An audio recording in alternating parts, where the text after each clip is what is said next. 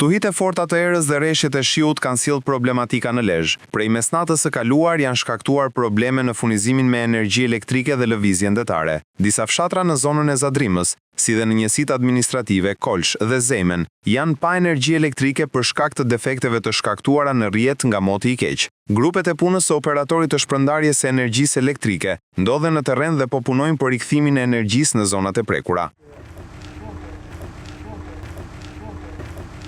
Ndërkohë, nga moti i keq në brigjet e Shëngjinit është krijuar dallgëzim i lartë, çka i bën të rrezikshme lundrimin me mjete të vogla. Autoritetet u bëjnë thirrje drejtuesve të varkave të peshkimit që të tregojnë kujdes dhe të shmangin daljet në det deri në përmirësimin e kushteve atmosferike. Nga ana tjetër, strukturat e emergjencave civile në të tre bashkitë e qarkut Lezhës janë vënë në gatishmëri për t'i paraprirë çdo situate që mund të krijohet. Disa rrugë rurale kanë patur rrëshqitje dherash, duke bërë thuajse të pamundur lidhjen mes fshatrave.